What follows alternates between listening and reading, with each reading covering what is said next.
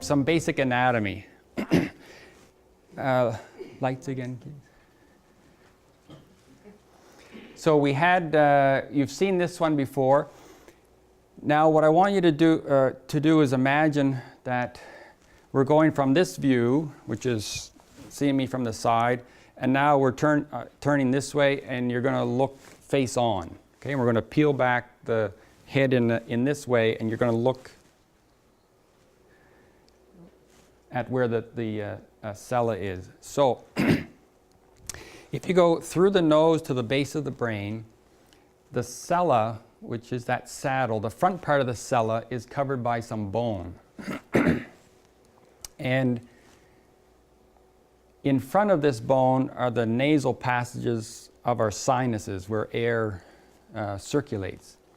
And so it's those nasal passages that provides us a natural corridor to where we're going. Notice a couple things. One is right beside and then above, these are the nerves for vision. All right, so these are very, very close.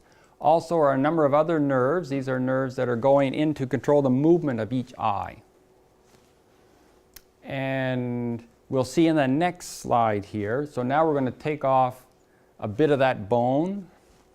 And we've taken off some of this bone, and now we can see here's the pituitary gland covered with, in this, this is a human specimen that's been injected with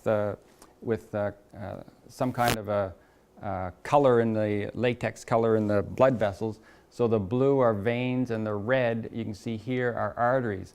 And so the pituitary gland has veins all around it. And on each side, coming up here, these are the carotid arteries, which are taking the main blood supply to the brain. All right, so within a few millimeters of the pituitary gland, there are some very important structures. And at the top of the pituitary gland is this stalk, this little piece of tissue that connects the pituitary gland with the base of the brain, and that's how it communicates with the brain in terms of what and how much it should be secreting. Thanks, Lisa.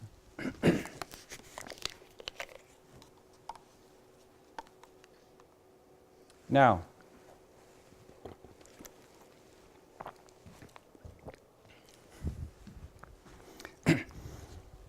we have the benefit now of modern imaging, and the standard one that we use is MRI imaging, and this shows the kind of imaging that we can see. This is now looking the same way that we were looking just in the last slide. So we're looking from the front and making a slice down essentially the middle of the brain. And we can see the brain, which is gray, up on top. And in the middle, this is the pituitary tumor with the normal pituitary gland just above it here, squished and pushed up. And this has been colored so you can see the structures here. That structure just above this is the nerves for vision, colored here yellow, and here's the pituitary tumor and the pituitary gland just above it. And this would be after surgery. Now that pituitary tumor has been removed, the nerves for vision are no longer pushed up. Now they've come back down into a more normal location. And the other thing I would point out is that we saw that in the last slide. These little dots here on either side, those black dots are the carotid arteries that are going on the way to the brain. Tumors can be of different sizes, and some are very small and even hard to see on an MRI. Some can be quite large. This one is a very generous one. Some can be very, very large, and some can be extremely large, and difficult to manage from one surgical approach. Sometimes they require more than one procedure, sometimes from a combination of routes, and sometimes with the help of medication and radiation treatment.